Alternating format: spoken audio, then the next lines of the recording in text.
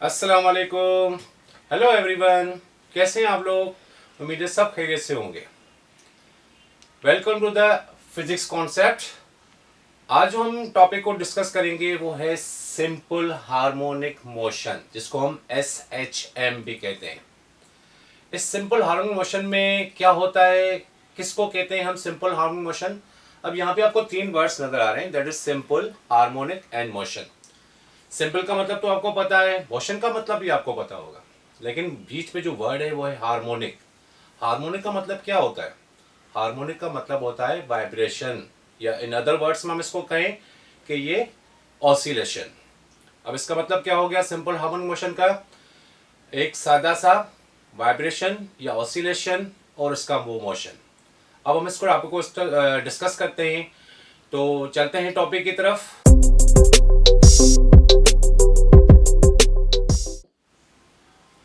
अब हम डिस्कस कर रहे हैं सिंपल हार्मोनिक मोशन को। सबसे पहले हम देखें कि इसकी स्टेटमेंट जो है वो स्टेटमेंट क्या है।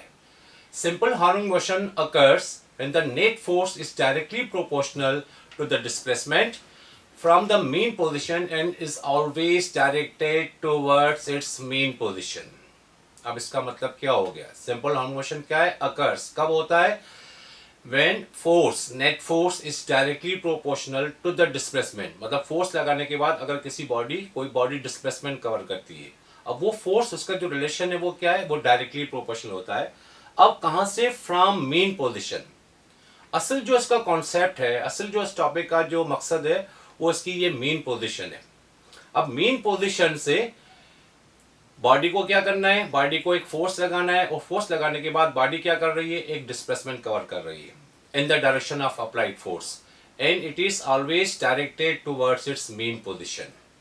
इन अदर वर्ड्स में देखें कि when an object oscillate about a fix position, fix position किसको कहते हैं? मीन पोजीशन को, या उसकी इक्विलिब्रियम पोजीशन को।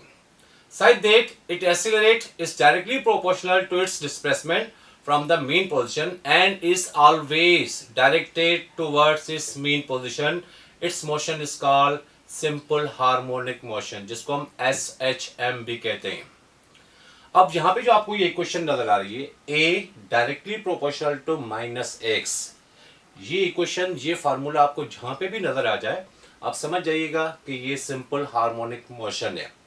अब हमने इस इक्वेशन को किस तरह से लाना है, किस तरह से ये इक्वेशन हमारे पास आएगी, उसके लिए हमने क्या करना होगा।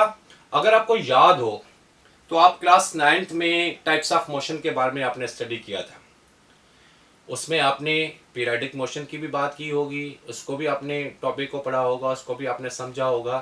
तो चलते हैं, देखते हैं कि सबसे पहले, क्योंकि इसका जो रिलेशन है, सिंपल हार्मोनिक मोशन का जो रिलेशन है वो मोस्टली क्या है? वो पीरियडिक मोशन से है। अब देखते हैं कि पीरियडिक मोशन क्या है। Periodic motion in physics, motion repeated in equal interval of time, मतलब ऐसा मोशन जो बार बार रिपीट हो रहा हो, बार बार रिपीट हो रहा हो in equal interval of time. Periodic motion is perform, for example, अब इसके एग्जांपल क्या है? अ rocking chair, a bouncing ball, a vibrating tuning fork, a swing in motion, the earth in its orbit around the sun, and a water vase. These are the examples of periodic motion. अब periodic motion का मतलब क्या हो गया? कि repeated motion हो, repeated motion हो। इस repeated motion में क्या हुआ? Same interval of time हो। आप इसको बैक एंड फोर्थ भी कह सकते हैं, आप इसको टू एंड फ्रो मोशन भी कह सकते हैं, which repeat itself, जो अपने आप रिपीट हो रहा हो। एक मरतबा आप इसमें फोर्स अप्लाई कर लिया, फोर्स अप्लाई करने के बाद वो बॉडी क्या करेगी? बार बार उस मीन पोजीशन के गिर्द बार बार उसका मोशन क्या होता रहेगा? उसका मोशन जो है रिपीट होता रहेगा। इसके एग्जांपल्स आपको मैं दिखा देता हूँ, आप देखें इसके एग्जांपल्स क्या क्या है, और फिर हमें आगे जो इसको डिस्कस करना है, फिर देखना है कि इसमें कौन से ऐसे मोशन हैं जो सिंपल हार्मोनिक मोशन है, मतलब पीरियडिक मोशन। अब क्या है कि all simple harmonic motions are periodic in nature. जो सारे सिंपल हार्मोनिक मोशन है, जो सिंपल हार्मोनिक मोशन के जो एग्जांपल्स है, वो सारे के सारे क्या हैं? वो पीरियडिक मोशन है। But all the periodic motions are not simple harmonic motion. अब इसमें से कुछ मोशन ऐसे होंगे जो पीरियडिक नहीं होंगे। अब इसमें कौन कौन से होंगे? जो मैंने आपको बताया कि अर्थ जो है वो ऑर्बिट करती है अराउंड द सन। अब अगर एक पोजीशन से वो रोटेट करके फिर वापस उसी पोजीशन पे आ जाती है तो एक ही डायरेक्शन में जो है वो ऑर्बिट के अंदर जो है वो मूव करती रहती है। वो ऐसा नहीं होगा कि मेन पोजीशन पे आके वो बैकवर्ड में चली जाए, तो ऐसा नहीं होगा। अब ये पीरियडिक मोशन तो है लेकिन ये सिंपल हार्मोनिक मोशन नहीं है। दूसरा एग्जांपल आपको नजर आ रहा होगा, बाउंसिंग बॉल। अगर बॉल को पकड़ के हम जमीन पे ऐसे लगा रहे थे और बार बार उस बॉल को हम बाउंस बैक करते हैं। अब मोशन तो टू एंड फ्रो है लेकिन इस मोशन में भी आप देखें कि वहां पे इसकी कोई मेन पोजीशन नहीं है। अब मेन पोजीशन का मतलब क्या हो गया, फर्स्ट करें अ स्विंग, एक झूला जो होता है पहले क्या होता है वो एक रेस्ट वाली पोजीशन में होता है। जब वो रेस्ट वाली पोजीशन में होता है तो रेस्ट वाली पोजीशन के बाद क्या करते हैं हम इसको थोड़ा सा फोर्स लगा लेते हैं। अब वो जो बॉडी वाइब्रेट करेगी, जो ऑसिलेट करेगी, वो इस मेन पोजीशन के गिर्द करेगी। कभी वो आगे की तरफ आएगी, कभी वो पीछे की तरफ आएगी। अब इस किस्म का अगर कोई मोशन हो तो उसको हम कहते हैं सिंपल हार्मोनिक मोशन। ये एग्जांपल हो सकता है सिंपल हार्मोनिक मोशन का। इसी हिसाब से अगर आप सिंपल पेंडुलम आपने देखा होगा, पिछले दौर में एक वॉल क्लॉक आता था जिसके साथ एक नीचे से बड़ा सा पेंडुलम होता था। वो पेंडुलम भी क्या करता था, इस तरह से वो वाइब्रेट करता रहता था, मेन पोजीशन से वाइब्रेट करता रहता था। तो इस किस्म के कोई अगर एग्जांपल्स आपके पास हो तो उसको हम कहेंगे कि ये सिंपल हार्मोनिक मोशन है। इसका मतलब है कि all periodic motion are not simple harmonic motion. इसके एग्जांपल्स बहुत सारे हैं लेकिन इसमें से जो चंद होंगे ऐसे होंगे जिसमें मोशन जो है वो मेन पोजीशन के गिर्द हो, उस मोशन को हम कहेंगे सिंपल हार्मोनिक मोशन।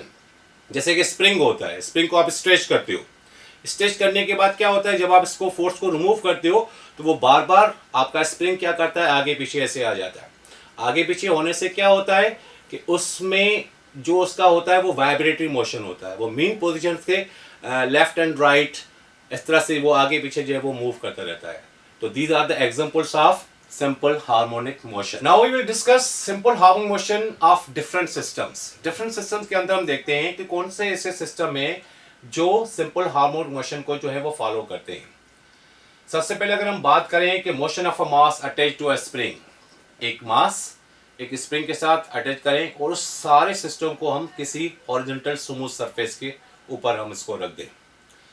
अब आपको देखिए यहाँ पे पिक्चर में आपको नजर आ रहा है कि ये आपके पास स्प्रिंग है। फर्स्ट में स्प्रिंग आप देखें कि फर्स्ट में जो स्प्रिंग है वो ओ पोजीशन पे है। इसका मतलब है कि ये इसकी मेन पोजीशन में, ये इसकी इक्विलिब्रियम पोजीशन है। अब आप इस स्प्रिंग को जो इसके साथ मास अटैच है इसको अगर आप फोर्स लगाएंगे तो फोर्स लगाने के बाद क्या होगा, ये स्प्रिंग स्ट्रेच हो जाएगा, आगे की तरफ मूव करेगा। इसका मतलब है कि जो आपने इसके ऊपर फोर्स लगाया, इस फोर्स लगाने के बाद इसमें क्या हो गया, एक इसने डिस्प्लेसमेंट कवर कर लिया या इस स्प्रिंग में एक स्ट्रेच आ गया या इसकी लेंथ जो है वो चेंज हो गई। अब वहां पे क्या होगा, जब आप इसको फोर्स लगाने के बाद आपको उसको वहां पे पकड़ के रखना पड़ेगा। क्यों पकड़ के रखना पड़ेगा, तो जैसे ही आप फोर्स रिमूव करेंगे वो बॉडी जो उसके साथ मास अटैच है वो एकदम से पीछे की तरफ चला जाएगा। अब पीछे की तरफ क्या होगा कि इसकी टूवर्ड्स जो डायरेक्शन होगी वो मेन पोजीशन होगी, लेकिन वो मेन पोजीशन पे नहीं आएगा, वो मेन पोजीशन से और पीछे की तरफ चला जाएगा ड्यू टू इनर्शिया की वजह से। क्योंकि इनर्शिया में हमने पढ़ा था, इनर्शिया में हमने क्या पढ़ा था, इनर्शिया में हमने देखा था कि motion of a body to continue the state of rest और मोशन। अगर रेस्ट वाली पोजीशन होगी तो रेस्ट वाली पोजीशन में आ जाएगी, अगर मोशन वाली पोजीशन में होगी तो वो मोशन वाली पोजीशन में आ जाएगी। अब हमने यहाँ पे देखा कि जब हमने फोर्स लगाया तो आपके ऊपर डिपेंड करता है कि फोर्स डायरेक्टली प्रोपोर्शनल करता है किसके साथ, उसके डिस्प्लेसमेंट के साथ। जितना ज्यादा फोर्स लगाएंगे उतना ज्यादा डिस्प्लेसमेंट होगा। तो अकॉर्डिंग टू हुक्स लॉ, इसको हम क्या कहते हैं, इसको हम हुक्स लॉ कहते हैं। The force is directly proportional to the change in length और डिस्प्लेसमेंट और एक्सटेंशन, जिसको हम एक्स से डिनोट कर रहे हैं। ये जो प्रोड्यूस हो रहा है डिस्प्लेसमेंट, ये क्या है, ये एक्स है। अब इस हिसाब से अगर हम इसकी इक्वेशन देखें कि force directly proportional to minus X, X तो डिस्प्लेसमेंट है लेकिन यहाँ पे माइनस की साइन कहाँ से आ गई, क्योंकि आपने जब उसको फोर्स लगाया था, फोर्स लगाने के बाद आपने बॉडी को पकड़ कर उसके ऊपर क्या था, उस स्प्रिंग के ऊपर एक रिस्टोरिंग फोर्स था। रिस्टोरिंग फोर्स किस डायरेक्शन में था, मेन पोजीशन की डायरेक्शन में था। अब वो मीन पोजीशन पे तो नहीं आएगा, उससे और बैकवर्ड की तरफ चलेगा। तो मीन पोजीशन से जब बैकवर्ड की तरफ आएगा, नीचे वाली फिगर के हिसाब से देखें, नीचे वाले पोर्शन में तो जो बैकवर्ड की तरफ आएगा तो वो मीन पोजीशन से जो बैकवर्ड आपका डिस्प्लेसमेंट होगा, वो डिस्प्लेसमेंट क्या होगा, वो नेगेटिव डिस्प्लेसमेंट होगा। तो यहाँ पे इक्वेशन आपके पास क्या है, force directly proportional to minus X. अब साइन ऑफ प्रोपोर्शनलिटी को अगर हम रिमूव करते हैं तो रिमूव करने से क्या होगा, इज इक्वल टू कांस्टेंट आ जाएगा, then F is equal to minus K X. K यहाँ पे क्या है, where K is the constant and called spring constant, इसको हम स्प्रिंग कांस्टेंट कहते हैं। अगर के को हम बाहर निकालें then K is equal to minus F upon X हो जाएगा। The value of K depends on the stiffness of spring. Stiff spring have large value of K and soft spring have small value of K. Depend करता है कि spring कितना stuff है या कितना वो सॉफ्ट है। सॉफ्ट का वैल्यू K का, सॉफ्ट में K का वैल्यू क्या होगा, कम होगा, स्टफ होगा, ज़्यादा हार्ड होगा तो उस सूरत में K का वैल्यू क्या होगा, ज़्यादा होगा। ठीक है, बात समझ में आ रही है। अब आगे बढ़ते हैं, इसको हम जो हमारे पास इक्वेशन आ गई that is F is equal to minus K X. अब ये क्या हो गया, ये एक फोर्स हो गया जिसको हम हुक्स लॉ कहते हैं। अब आपको याद होगा according to Newton second law of motion, second law of motion में हमने क्या पढ़ा था, F is equal to M A, F is equal to M A. अब फोर्स एक ये हो गया F is equal to M A, इसको इक्वेशन नंबर 1 का नाम दे दें। और दूसरा हमारे पास फोर्स जो अभी अभी हमने ड्राइव किया that is F is equal to minus K X, इसको इक्वेशन नंबर 2 का नाम दे दें, अपनी तरफ से एक नाम दे दें। अब वो भी फोर्स है, वो भी फोर्स है। अब जब इन दोनों फोर्सेस को हम कंबाइन करते हैं, कंपेयर करते हैं आपस में, तो F is equal to F हो जाएगा। तो एक जो F है आपके पास, जो सेकंड लॉ ऑफ मोशन है, वो एम ए के बराबर है, और दूसरा आपके पास जो फोर्स है वो माइनस के एक्स के बराबर है। अब यहाँ पे M A is equal to minus K X हो गया, तो एन यहाँ पे मल्टीप्लाई में इसका, अगर इसको हम इज इक्वल को इस तरफ लेके जाएं तो ये क्या हो जाएगा, ए इज इक्वल टू माइनस के अपॉन एम इंटू एक्स। अब यहाँ पे K अपॉन एम क्या है, क्योंकि K भी स्प्रिंग कांस्टेंट है और बॉडी का जो मास होता है वो भी कांस्टेंट होता है, तो K अपॉन एम क्या हो गया, वो कांस्टेंट हो गया। अगर हम इसको रिमूव करें तो इसकी जगह पे क्या आ जाएगा, वही साइन ऑफ प्रोपोर्शनलिटी आ जाएगी। अब A directly proportional to minus X, क्योंकि K अपॉन एम को हमने रिमूव कर दिया, निकाल दिया, तो उसकी जगह पे वापस क्या आता है, वापस वही साइन ऑफ प्रोपोर्शनलिटी आ जाती है। तो यहाँ पे ये प्रूफ हो गया कि मास स्प्रिंग सिस्टम जो होता है वो एग्जाम्पल है किसका, सिंपल हार्मोनिक मोशन का। क्योंकि पहले मैंने आपको बताया, ये क्वेश्चन भी मैंने आपको दिखाई दी, A directly proportional to minus X. जब A directly proportional to minus X होगा तो उस सूरत में वो चीज क्या बन जाती है, वो बन जाता है simple harmonic motion. It means acceleration of the mass attached to a spring is directly proportional to its displacement from the mean position. Hence, the horizontal motion of a spring, mass spring system is an example of simple harmonic motion. Right? बात clear हो गई। अब next example जो है हमारे पास simple harmonic motion का, वो है सिंपल पेंडुलम। इस सिंपल पेंडुलम में हमने इसको प्रूफ करना है कि बाकी इसका जो मोशन है, जो वाइब्रेटरी मोशन है या टू एंड फ्रो मोशन है, वो भी सिंपल हार्मोनिक मोशन है। अब आप देखें कि यहाँ पे मेरे पास एक मास है, इसको मैंने अटैच किया है एक वेटलेस स्ट्रिंग के साथ। अब स्ट्रिंग पे जो फोर्स लगा है, जो इसका टेंशन होता है वो अपवर्ड डायरेक्शन में होता है, लेकिन इस बॉब का जो वेट है वो डाउनवर्ड है। इसका मतलब इसका जो नेट फोर्स होगा वो क्या होगा, इस वक्त 0 होगा। अब इस वक्त क्या है, ये रेस्ट में, और ये जो इसकी पोजीशन है वो क्या है, वो इसकी मेन पोजीशन है, जिसको हम इक्विलिब्रियम पोजीशन भी कहते हैं। अब हमने क्या करना होगा, अगर हम इस बॉब को डिस्प्ले करें फ्रॉम इट्स मेन पोजीशन, अगर मैं इसको इस तरह से डिस्प्ले कर रहा हूँ, डिस्प्ले करने से क्या होगा कि बॉब ने मेन पोजीशन से एक्सट्रीम पोजीशन तक क्या किया, एक डिस्प्लेसमेंट इसने कवर कर लिया। जब इसने डिस्प्लेसमेंट कवर कर लिया तो यहाँ पे अपने बॉब को क्या है, यहाँ पे हमने इसको पकड़ के रखा हुआ है। अब यहाँ पे इस पोजीशन पे अगर फर्स्ट वाली पोजीशन देखें तो यहाँ पे एनर्जी की बात करें तो यहाँ पे इसकी काइनेटिक एनर्जी भी 0 है और उसकी पोटेंशियल एनर्जी भी 0 है। लेकिन जब हम इसको एक्सट्रीम पोजीशन पे लेके जाते हैं तो यहाँ पे इसकी पोटेंशियल एनर्जी मैक्सिमम हो जाती है, क्योंकि potential energy possessed by a body due to its position और due to change in position, और जो काइनेटिक एनर्जी होती है ड्यू टू इट्स मोशन होता है। जब ये मोशन में होगा तो वहाँ पे काइनेटिक एनर्जी क्या हो जाएगी, काइनेटिक एनर्जी मैक्सिमम हो जाएगी। अब हमने इसको एक्सट्रीम पोजीशन पे लेके यहाँ पे खड़ा कर दिया है। अब इस पॉइंट पे when the force is remove, जब आप इस फोर्स को हम रिमूव करेंगे, रिमूव करने से क्या होगा, ये बॉडी इनर्शिया की वजह से, क्योंकि मोशन में होगी, जब मोशन में होगी तो इस सूरत में ये बॉडी एकदम से मीन पोजीशन पे नहीं आएगी, लेकिन मीन पोजीशन से और बैकवर्ड की तरफ चली जाएगी।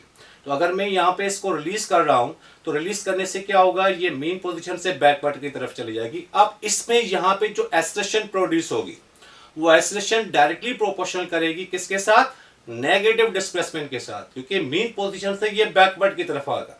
तो इस सूरत में आप देखें कि अब ये इस तरह से बैकवर्ड की तरफ चला गया। इसका मतलब है कि ये मोशन इसका रिपीटली जो है वो चलता रहेगा, जब तक इसमें एनर्जी होगी तब तक ये मोशन जो है वो इस तरह से चलता रहेगा। जैसे इसकी एनर्जी आस्ते आस्ते डिक्रीज ड्यू टू फ्रिक्शन की वजह से, एयर रेजिस्टेंस की वजह से इसका मोशन आस्ते आस्ते देखें ये स्लो हो रहा है, तो उस सूरत में ये वापस अपनी मेन पोजीशन पे वापस आ जाएगा। अब इस पोजीशन पे यहाँ पे इसकी एक्सेलरेशन जो होती है, एक्सट्रीम पोजीशन पे इसकी एक्सेलरेशन जो होती है वो मैक्सिमम एक्सेलरेशन होती है। अच्छा, ये मेन पोजीशन जब आपको मैंने बताया कि इसकी एक्सट्रीम पोजीशन पे इसकी एक्सेलरेशन जो होगी वो मैक्सिमम होगी। यहाँ पे इस पॉइंट पे इसकी जो स्पीड होगी वो स्पीड क्या होगी, वो स्पीड जीरो होगी, क्योंकि इसका जो इस तरह का जो मोशन होगा, इस मोशन में ये जब एक्सट्रीम पोजीशन पे आ जाता है तो यहाँ पे कुछ समय के लिए ये रेस्ट में आ जाता है, जिसकी वजह से इसकी स्पीड यहाँ पे जीरो होती है।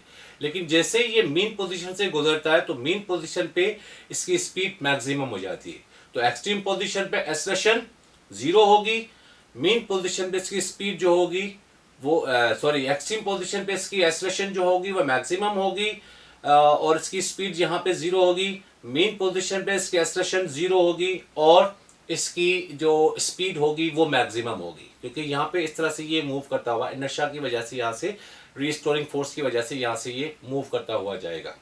इस पोजीशन पे इसकी काइनेटिक एनर्जी जीरो हो जाती है, मिनिमम हो जाती है, पोटेंशियल एनर्जी मैक्सिमम होती है। जब यहाँ से ये गुजरेगा तो काइनेटिक एनर्जी मैक्सिमम होगी, पोटेंशियल एनर्जी यहाँ पर जीरो होगी। जब इस पोजीशन पे अपोजिट साइड की पोजीशन पे आ जाएगा तो यहाँ पे फिर काइनेटिक एनर्जी इसकी जीरो हो जाएगी और पोटेंशियल एनर्जी मैक्सिमम हो जाएगी। तो इस एग्जाम्पल से ये भी साबित हो रहा है कि यहाँ पे एक्सेलरेशन जो है ड्यू टू रीस्टोरिंग फोर्स की वजह से एक्सेलरेशन जो है वो डायरेक्टली प्रोपोर्शनल कर रही है किसके साथ, नेगेटिव डिस्प्लेसमेंट के साथ।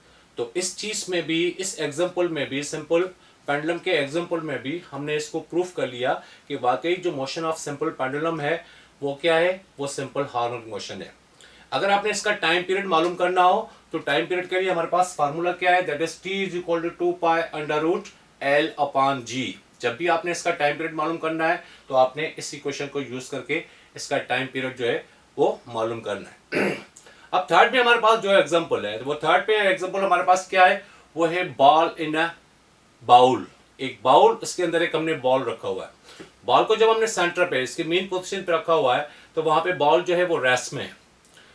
रेस्ट में होने की वजह से जो इसका नेट फोर्स है वो भी जीरो है, क्योंकि एक तो बॉल का जो वेट होगा उसकी डायरेक्शन डाउनवर्ड होगी और दूसरा जो उस बाउल का सरफेस होगा उसको ऊपर उठाए हुए। इसका मतलब है कि एक्शन और रिएक्शन की वजह से वहां पे नेट फोर्स आपका जीरो हो जाता है। अब हम बॉल को जब लेके आ जाते हैं इसकी एक्सट्रीम पोजीशन पे तो वहां पे फिर उसकी एक्सेलरेशन क्या होगी, वहां पे मैक्सिमम होगी। जैसे ही हम बॉल को वहां से रिलीज करेंगे तो बॉल जो होगा वो टू एंड फ्रो मोशन में, बैक एंड फोर्थ मोशन में इस तरह से बार बार रिपीटली वो मूव करता रहेगा।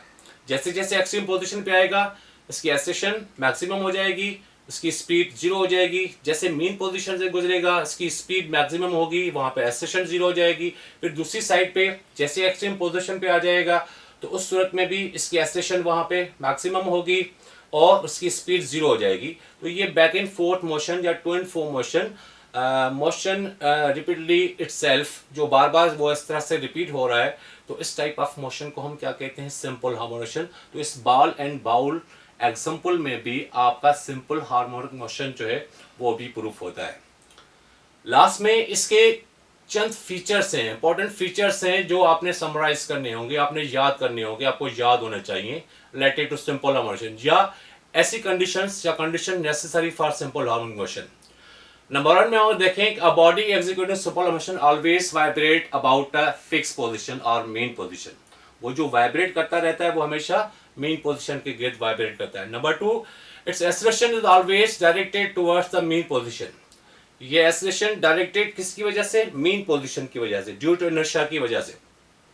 The magnitude of acceleration always directly proportional to the displacement from the mean position, that is acceleration will be zero at extreme at mean position, and while its will be maximum as the extreme position. Its velocity is maximum at the mean position. Mean position में इसकी velocity क्या होगी? Maximum होगी, and zero at the extreme position. That's all. ये आपके पास topic था।